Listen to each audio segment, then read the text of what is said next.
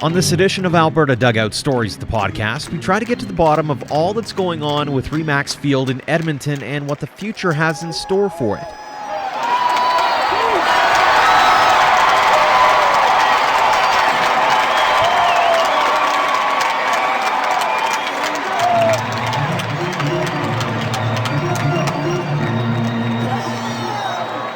Welcome to episode 93 of Alberta Dugout Stories, the podcast. I'm Joe McFarland. Over the last few weeks, and frankly, the last couple of years, a lot of questions have been raised about RE/MAX Field in Edmonton. The alarm was first sounded in early 2018 when Edmonton Prospects owner Pat Cassidy came forward saying there was concern City Council in the capital was considering a proposal to tear down the park and build condos. While that development didn't seem to gain any traction, Cassidy found himself struggling to get a long-term lease to keep the Western Canadian Baseball League franchise in the River Valley. The ongoing negotiations resulted in a one-year deal for 2019 and then again for 2020.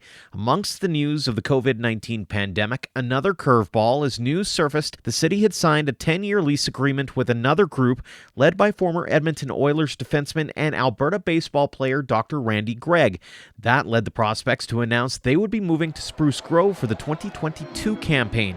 We'll hear from Gregg in a while, but we'll start this episode off with Cassidy as he talks about what the last few months have been like, what's to come, and a really interesting question about what will happen in RE/MAX next summer, if anything at all. Pat, thanks so much for joining us here on the podcast. Yeah, very welcome. Glad to join you. I got to start off with how challenging has it been from your perspective to navigate these waters around trying to not only get a season going, but also trying to figure out what exactly is going on at RE/MAX? Well, it's extremely challenging. There's no other way to answer that. I guess if you sort of look at our existence, we've always often operated on a year-to-year basis, and so we're kind of used to challenges and having to deal with things a lot of other franchises don't have to deal with. This past year certainly did not expect to have to deal with a pandemic and all of the added complications that's brought to the table. So it's been challenging, but I got to say we are a resilient group, and we tend to take those challenges on head on and try to find solutions. I know you have been working on multi-year leases, and you could just never seem to really get the ball rolling there. What was your latest proposal to the city when it comes to a 10-year lease? Yeah, so they had put out an RFP on a 10-year lease, and we certainly wanted to secure that. Our proposal really came down to upgrades to the facility. We wanted to redo the turf. We wanted to bring in a new digital score clock. We wanted new lights, new LED lights in the facility, both from the standpoint of improving the quality of the lighting, which wasn't terrible, but it was, we were starting to have like 20%, 25% of the bulbs were burnt out, and it was time to replace them anyway. And really just to reduce the annual energy costs of the facility, which when you're talking 25-year-old light bulbs and a 25-year-old system, there's just new stuff on the market nowadays that just make way more sense. So there was those three sort of major items, and in addition to that, we really wanted to try to get that food and beverage operation in the Home Plate Lounge up and operating on a year-round basis. It's something that we canvassed the community in that area down there, and something that they felt, we'd sure like that. There's nothing down here. And so that was part of our plan as well. We had also proposed sort of a phased proposal in that we had the 10-year, we had a 20-year, and then some longer sort of permanent type proposals that involve some development across the street. So we saw it as sort of let's focus on the ballpark footprint. Let's make sure that that's stable, and we've got that looked after, and and we've got a situation where it's much improved for our fan base. And then let's see what we can grow into beyond that. So that kind of was the gist of our proposal. Did you get the sense at all that the city had bought in at all over the last couple of years? Because there's been so many different news stories that have popped up. There have been so many different proposals that have been thrown out there. I mean, did you ever get the sense that you were getting a buy-in around the council table? Well, we don't sit around the council table, so you might have some communication with the odd counselor from time to time, but really for the most part, you're dealing with administration. In as far as this city of Edmonton is concerned, anyway, that's how they operate. I think I can say that up until the Randy Gregg group sort of came into the picture, we had a good relationship going with the city of Edmonton. There's always challenges in running a big facility like that, but there was always an open door and the ability to work through those challenges.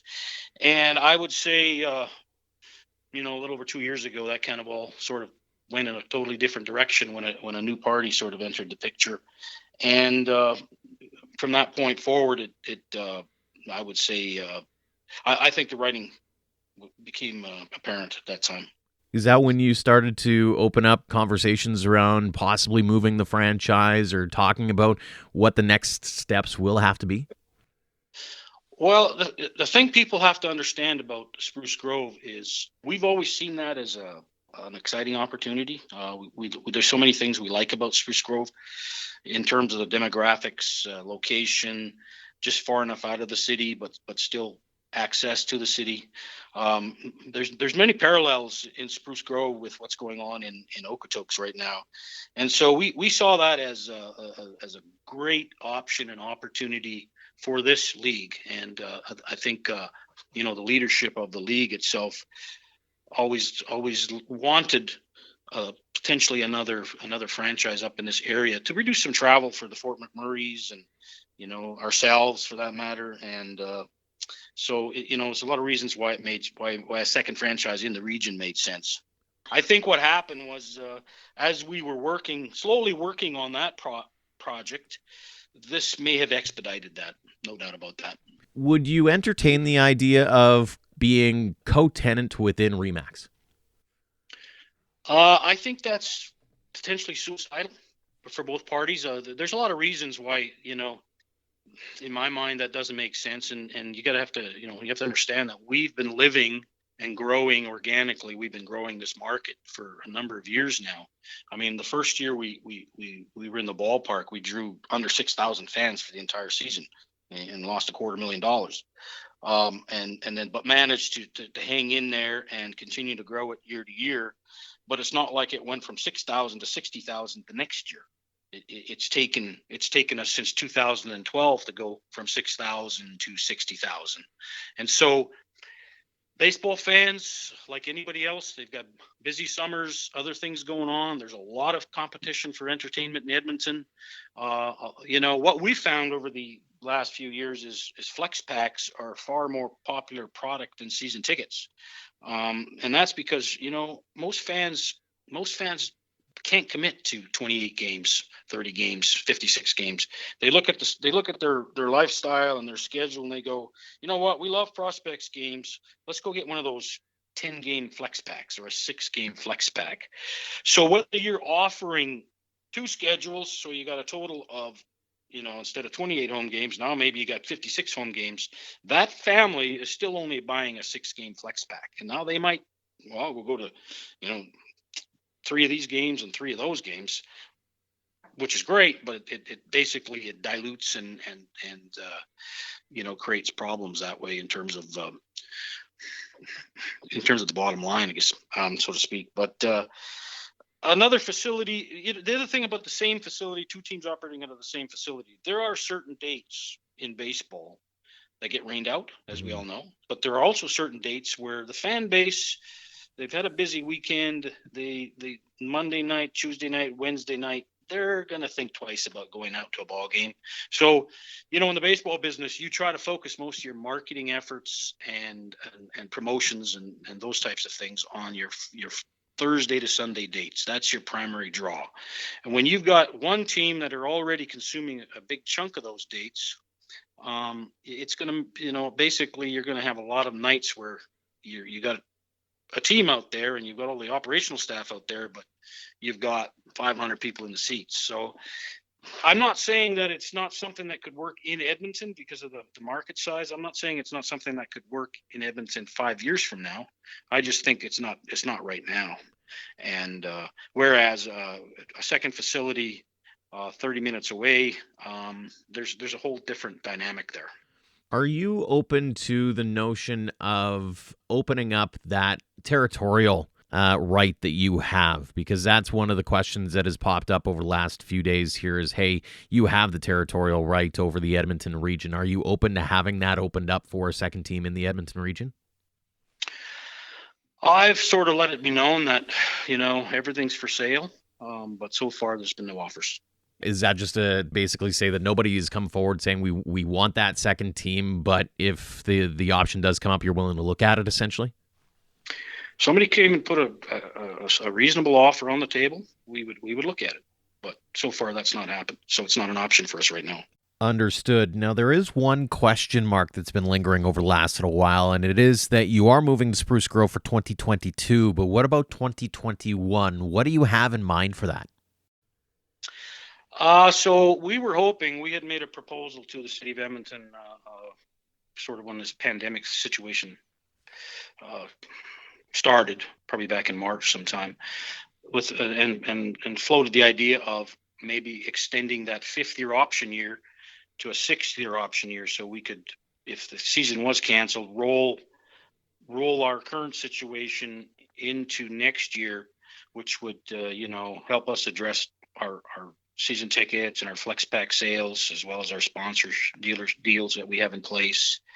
And they basically rejected that outright.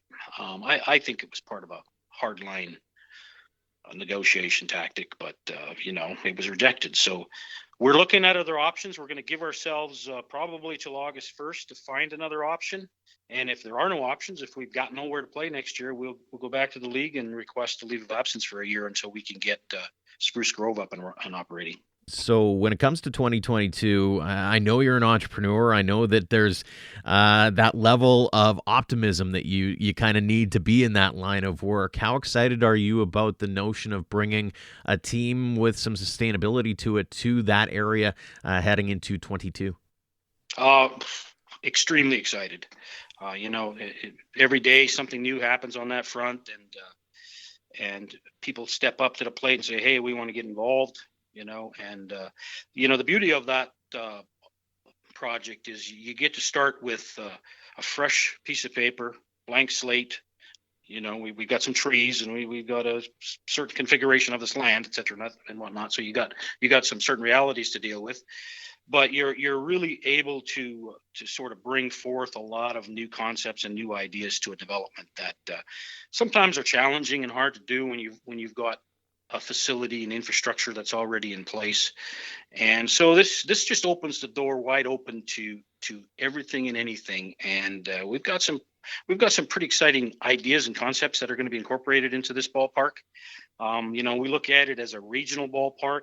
We're certainly in Spruce Grove, and it'll certainly be the Spruce Grove something or others. And we look at it as a regional ballpark, and we're within 25 minutes of 750,000 people. So we've got the ability to do some pretty exciting things out there. And it's, for a guy like me, I've been in design, build, construction all my life. I've been to many ballparks. I study ballparks. I'm kind of a nutcase with that type of stuff. So this is an incredible opportunity for me. I'm excited about it, and I like the idea of being in control of your own destiny. Do you foresee yourself getting into a similar situation like you were in Edmonton, where maybe you have an academy, maybe you have some other pieces to the baseball puzzle for Spruce Grove and the area? Well, we've had some ongoing negotiations and discussions with Parkland Minor Baseball, which happens to be one of the largest and most progressive baseball associations in Alberta. They're just doing a tremendous job out there, and they've got desires for an academy. We've got a facility that would cater to their needs from a competitive standpoint and training standpoint.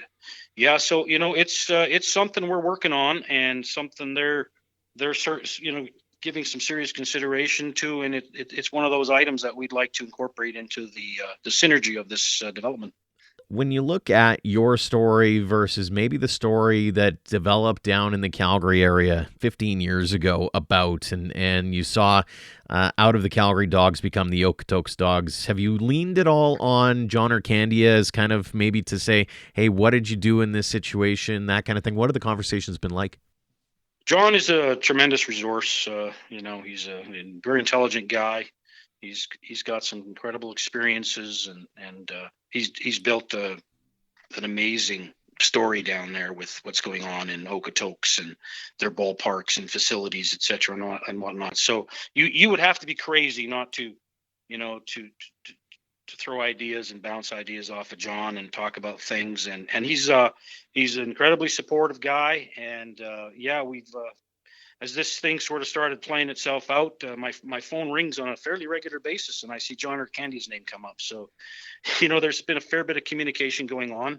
I will couch that by saying John is by nature a lawyer, so he's a little more negative per se than say I am the entrepreneur. So maybe he keeps me in check a little bit that way. But no, it's obviously if we could replicate even 50% what they've been able to do down there, we too will have a very successful franchise and operation in Spruce Grove. So it's all I can do is tip my cap to what's going on down there, because with everything you need leadership, and you need something to look to say, hey, look what's going on down there.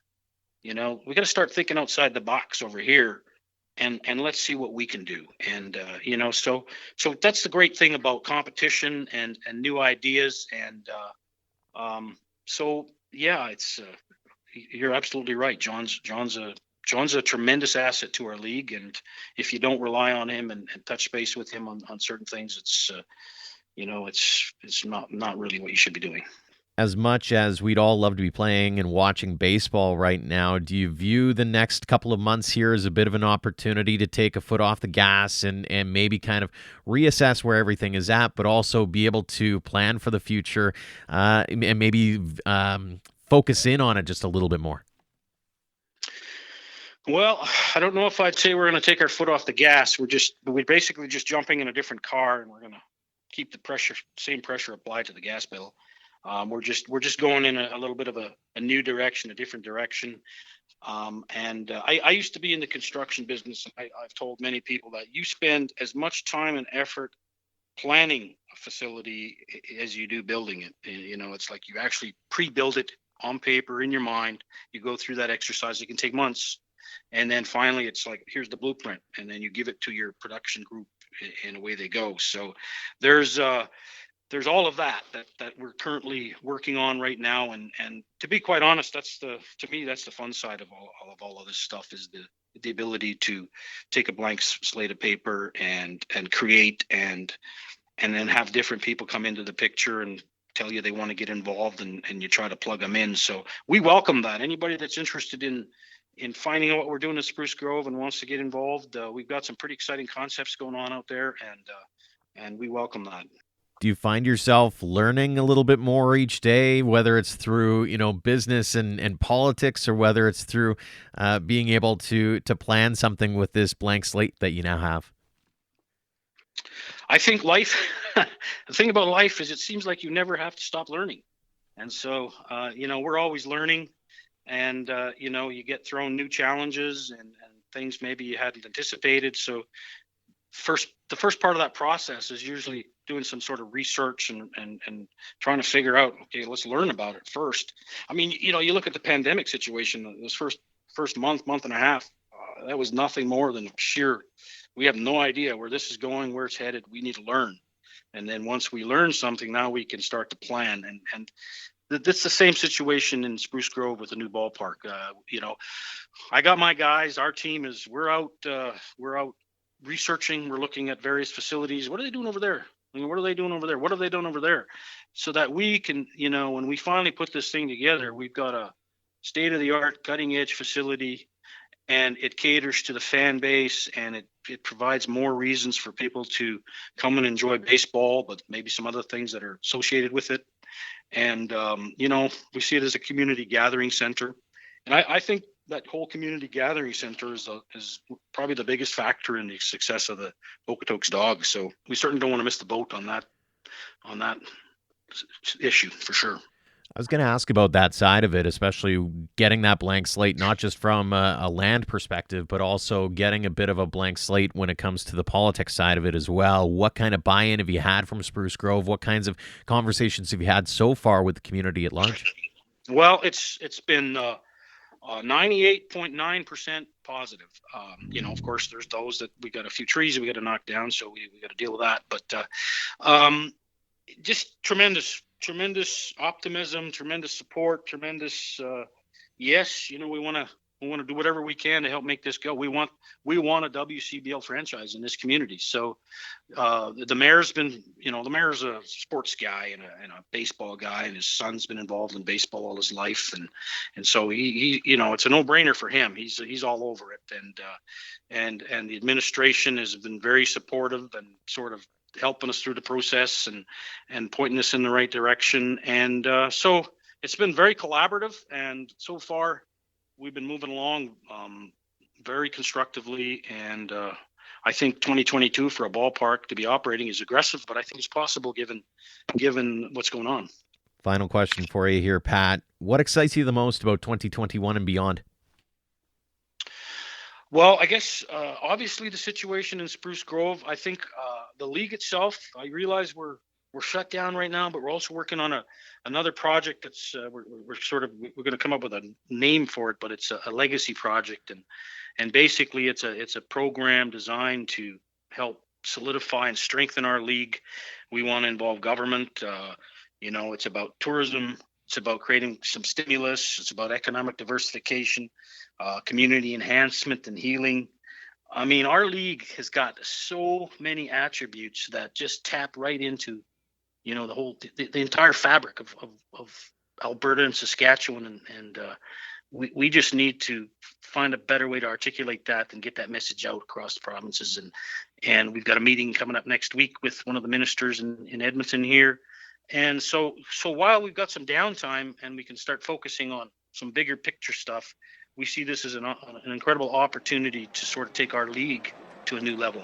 Exciting times ahead for sure, Pat. Unfortunately, it's just not going to be this summer. We'll have to look ahead to 2021 and beyond. Thank you so much for joining us and giving us your perspective on what's been going on lately.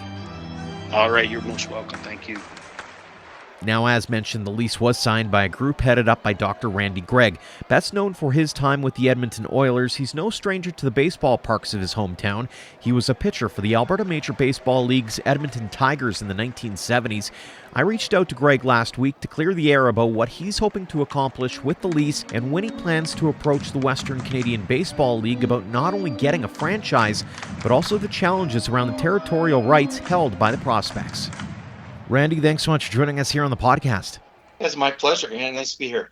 Let's start off with your vision. Where do you want to take this over the next 10 years with that lease?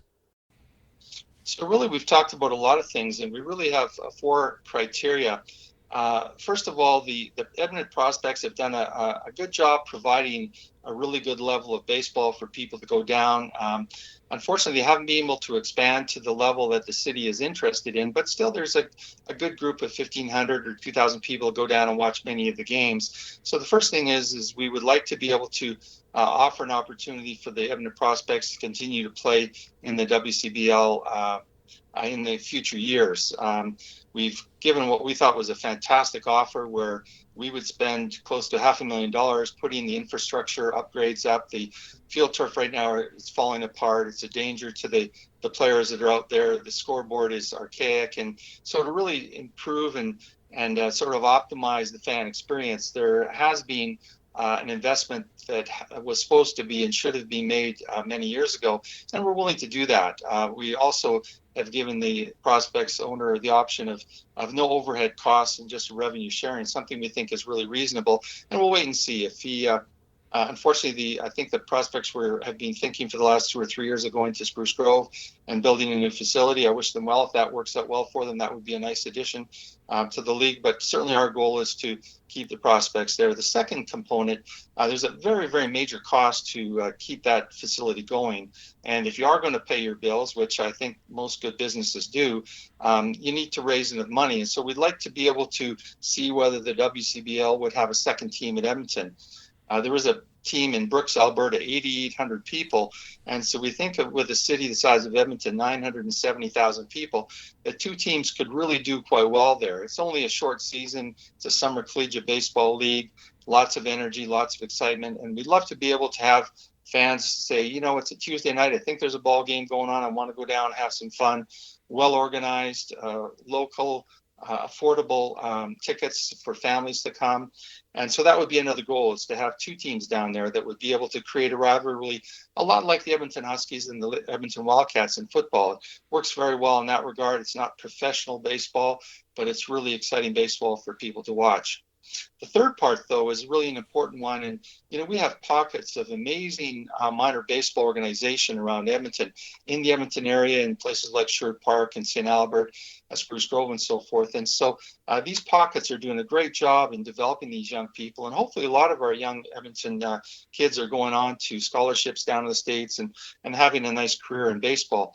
What we want to be able to do is kind of establish a bit of a hub, possibly a 12-month-a-year indoor facility there, so that with really good coaching and the infrastructure of the beautiful RE/MAX field, be able to give these players a chance to not only work real hard at their own local facility, but also get a chance to do that down at RE/MAX field. So a minor baseball component would be a real key. The final and fourth thing is that, although it's a baseball facility, we really want to think about it as an entertainment venue. Some of the music concerts, the arts, the cultural events, some of the indigenous events that are available. Those are things that I don't know a whole lot about. I know a little bit about medicine, a little bit about hockey and baseball, but there are people out there, and there's some really strong arts and music community here in Edmonton, and we like to talk to them and collaborate, because we think this facility could be well used when it comes to the arts and music community. We also know that Horlock Park, which hosts a lot of music venues throughout the summertime, will in the next 1 or 2 or 3 years be closed down for renovations. And so a lot of those events will have to go somewhere. And we think it would be just a natural to just drive a quarter of a mile down River Road and be able to use RE/MAX Field. So we have kind of an all-encompassing vision to what the future holds for RE/MAX Field. But we really hope that on behalf of the community and the citizens here in Edmonton that may or may not enjoy baseball, that in fact RE/MAX Field stays where it is. It's upgraded to the degree that it should be, to the quality that Edmontonians expect.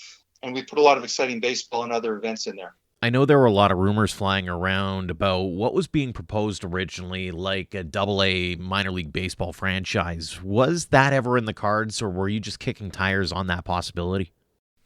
Well, we weren't kicking tires. I'm not sure whether where the comment came from. But one of the problems with Major League Baseball right now is they're really contracting their minor baseball programs. So the LA Dodgers, for instance, may stop having a AA team in Ohio or a single A team in Oregon. And we're seeing that with other leagues, that in fact a lot of these small communities are actually losing their teams. So the idea of an affiliate professional baseball team having to come across the border with not only American players, but also Dominican and some, other non-American players that might have difficulty with border crossing, and then look at the Canadian dollars, looking at the travel expenses, and then the contraction of minor baseball. Really, I think that's just a non-starter. I don't think that will ever happen. And in fact, when you think about it, there are some really, really good leagues that provide an exciting level of baseball, and maybe just as exciting as professional baseball, but not with all the difficulties that are attached to that. I know there have also been some questions as to who is all behind this effort. When did you first believe you needed to step in to do something with the River Valley? Yeah, so back in April and March of last year, the city said, we're not going to give the prospects another 10-year lease. We want to put out this request for proposal to anyone, whether it be a person down the street or a company or whatever. We want to get a number of individuals to look and then assess the options of how the community wants to go. And so at that point in time, I have a lot of friends. Of course, I've been in Edmontonian all my life, a lot of individuals. And rather than just a bunch of old investors, which are pretty easy to get, what we really wanted to do is put together a group of individuals reflective of the community. We have school teachers, we have mothers with babies, we have former principals, we have Olympic athletes, we have some strong business background as well. And so it's really nice because we come to meetings for planning and it's not just a bunch of athletes or it's not just a bunch of business people. And I think what we're trying to do is get a reflection of the community so that we can do what's best for all, not just what's best for baseball or not what's best for me. And it's been really exciting. I've learned a lot from people because, I know how to spell music. That's about all. But we've got a fellow who's excellent in the music community. And so we learn a lot from each other. And I think if we can be divergent, in our backgrounds and yet with a similar goal in mind for the facility, I think we could be quite successful. So as of June, the city was looking at the proposals, and in fact, as of the end of September, they decided not to accept the proposal from the prospects. And it was at that point, this last September, that we started talking to the city more firmly. How long has this been percolating in the back of your mind? I mean, it kind of sounds like you've been working at this for a few years now. Well, not really, actually. I'm not a big baseball fan to watch. I like coaching. I like to hit fungos and get out with the kids and play. But, I think the concern was for all of us that the way it was going with the existing operators and the concern that the city had, that there was a group of city councilors that wanted to get rid of RE/MAX Field. And, I think that would be a tragedy for the city I've lived in all my life to lose such an iconic facility and really lose the hub, the anchor, so to speak, of baseball here in Northern Alberta. So it was really more at that point we said, guys, what do you think? We should maybe get involved. We don't need more work. We're hard workers and we don't need a whole lot more money because I've got enough money. I drive a Ford. I don't need to drive a Lamborghini or anything like that. So the goal is really just to make sure that if we can do something that's really vibrant, exciting for the community, that's our goal. At the end of the day, I'd love to be able to sit up in the stands and watch some exciting baseball. And more importantly, watch all the fans really with a smile on their face, looking at, maybe having a craft beer or maybe having a food truck, a hot dog or a bun and really enjoying the experience down the River Valley. And of course, when you add the $300 million provincial government commitment to beautify the River Valley, which of course goes right by RE/MAX Field. This will be, we hope, the anchor facility for that investment of time and beautification of that area. In 10 years, it could be pretty exciting to be down near RE/MAX Field. Did you have any reservations about trying to step in, knowing there was already a tenant there, trying to make a go of it? Well, of course, it was hard walking into Philadelphia to play against the Philadelphia Flyers in 1987. But, you did it because it was a great challenge. And sometimes you win, sometimes you lose. Fortunately, in 87, our team won, and we were pretty happy with that. Mm-hmm. I think as long as everyone's focus is on the community, baseball, development of young Canadian and especially young Edmonton ball players, then the right decisions are made. I don't think there's any room to be selfish and do what's best for me or you or somebody else. And I think when it gets to the point when we all make good decisions that are best for the community and what's good for that little guy down the street who might want to end up playing in a college in the States someday and then coming back and playing in front of his friends and family, I think that's a real key. And so that will be the goal with our group long term. I didn't want to see the failure that had gone on. The turf is being ripped up. It's a health hazard out there, safety hazard. Some things that weren't going on. And I think the city realized that, and they needed to look in a different direction. And luckily they think that we have the wherewithal to make sure that the capital infrastructure is built up to where Edmontonians believe it should be, and also do some really exciting things down there outside of baseball.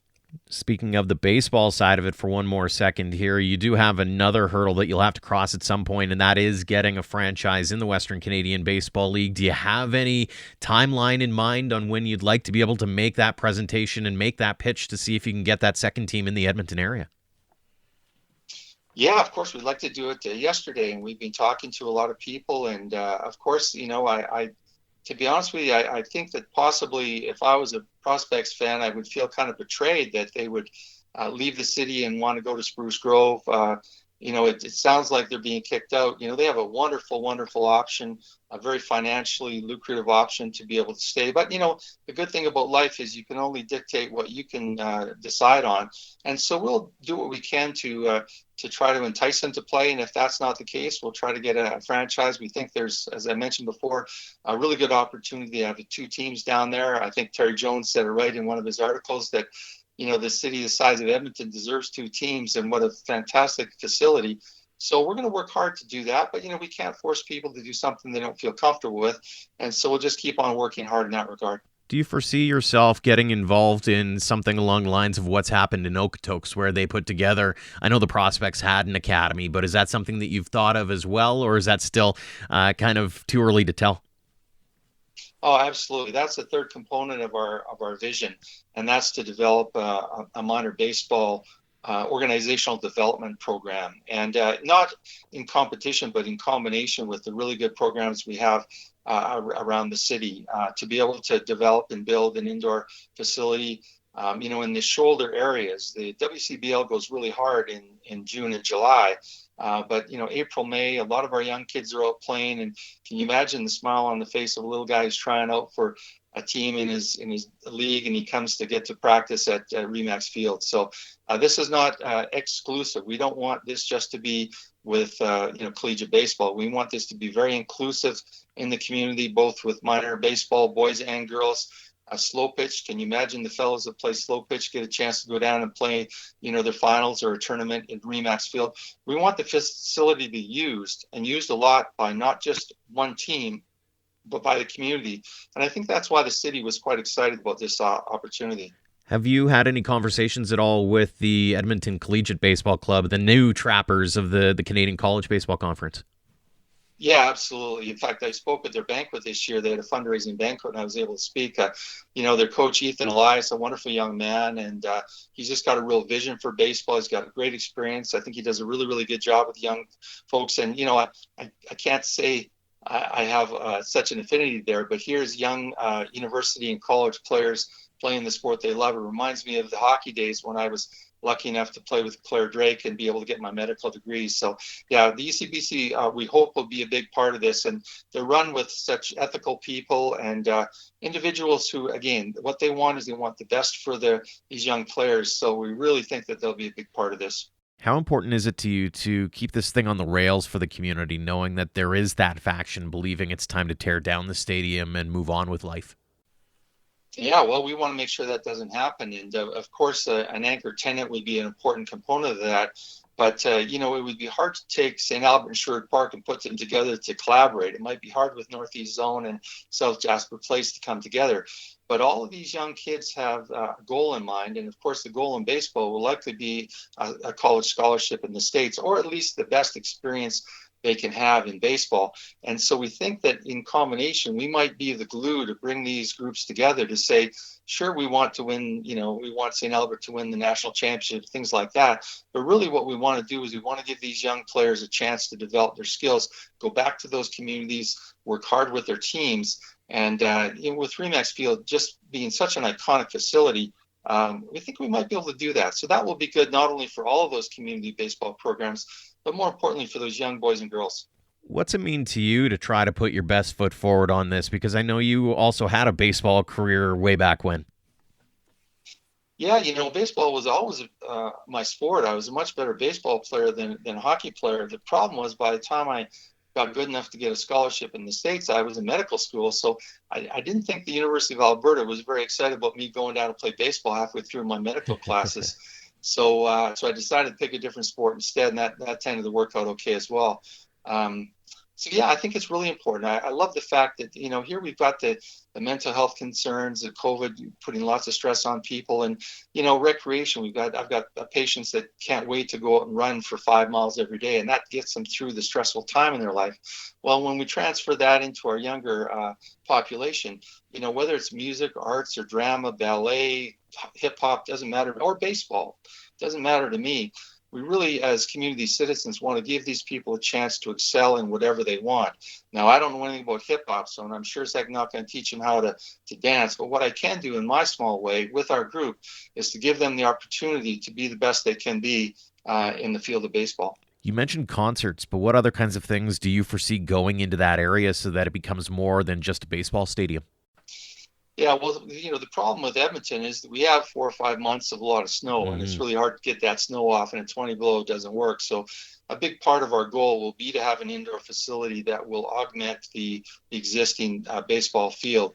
It's a vision of ours, and it's going to take a lot of money and a lot of effort to do that.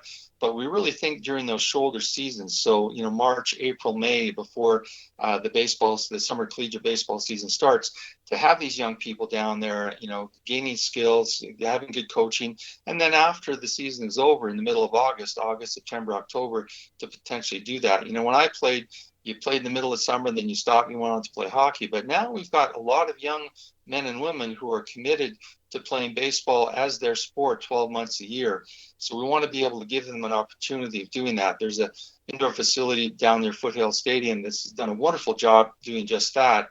And so we'd like to learn from other areas and try to pick off some of the assets that they've provided to the community and do that same here at Edmonton.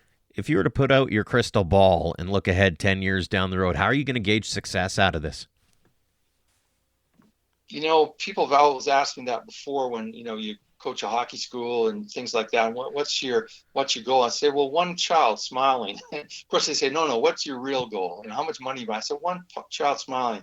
I can see, I know there's a vast community of baseball enthusiasts here in Edmonton, but there's a lot of people who could like baseball a lot, but maybe they don't know where the facility is. They don't know a lot about baseball. They don't want to go sit and watch 9 innings. They want to be entertained. And so there's a group of sort of demographic of individuals between the age of 20 and 35 who want to do lots of things. They want to stay active. And I think what we can do is we can take this sort of meager attendance of 1,500, 1,800 people in a 9,000 seat facility. That's quite small, and bring that up a lot. And not just with the baseball fans. We think it's the young kids we can be involved in, that entrepreneur who just wants to go down and have a beer with his buddy, but have a really exciting time in the River Valley. So yeah, some challenges, but I think ultimately we want to be able to look back in 10 years and look around and say, I think these folks are having some fun. You mentioned challenges. What do you foresee as being the biggest one as you embark on this new venture? Well, I think the biggest challenge, of course, as you said, that it's been difficult to work with the Edmonton Prospects owner in that he believes that his best opportunity is to move the franchise to Spruce Grove. There is a clause that gives him exclusivity. So if he really wanted to betray the fans in Edmonton, he could probably just sit on that and there would be no baseball, or not at least at the WCBL level in Edmonton. And, that's certainly his right. He's spent a lot of time and effort to work and develop the prospects. I would hope that, we would look past, financial considerations to look at what's best for the community, because there have been a lot of really good number of fans going down and watching the game. So I think that's a challenge that we'd like to look forward to. And we've got a long time. Unfortunately, with COVID, it's almost assuredly we're not going to have baseball this year. So we have a number of months to work with the league and see whether something can come about. But again, life is pretty simple. You can't worry about things you can't control, and we'll just deal with it as we can. What do you see as the biggest opportunity?